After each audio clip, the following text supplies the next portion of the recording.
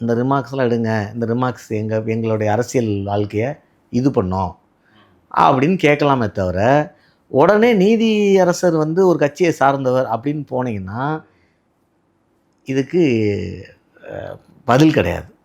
2வது இப்போ வந்து நீங்கள் ஐஏஎஸ், ஐபிஎஸ் சர்வீஸ்லேயுமே இவர் டிஎம்கே ஆளு, இவர் ஏடிஎம்கே ஆளுன்னு பிரித்து பார்க்குறாங்க. ஏன்னா இந்த ஆட்சியில் பவர்ஃபுல்லாக இருந்தால் அவர் அந்த கட்சி, இந்த ஆட்சியில் இவர் பனிஷ்மெண்ட் போஸ்ட்டில் இருந்தால் இந்த கட்சி, இப்படின்னு பார்க்குற போக்கு.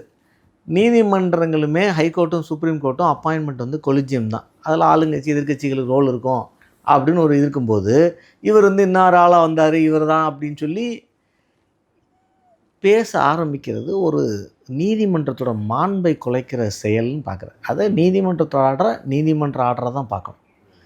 ஒரு நீதிமன்றம் ஆர்டர் போட்டிருக்கு, அது உனக்கு வேணுமா இப்படி போ, வேணாமா அப்பீல் போ, அப்படி தான் பார்க்கணும்.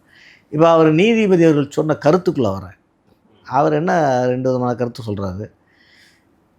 விஜய் அவர்கள் கட்சியுடைய தலைவர், ஒரு இடத்துல மீட்டிங் போடுறாரு. மீட்டிங் வந்து நடக்குது. இந்த மரணத்துக்கு நான் விஜயை குற்றம் சொல்லலை இம்மிடியட்டாக. ஆனால் விஜய் தார்மீக பொறுப்பு எடுத்திருக்குன்னு நான் சொல்கிறேன். 41 பேர் இறந்துருவாங்கன்னு விஜய் இதை பண்ணலை. விஜய் அவர்கள் இதுக்காக அவர் கரூருக்கு வரல, அதில் ஒன்றும் யாருக்கும் டவுட் இல்லை.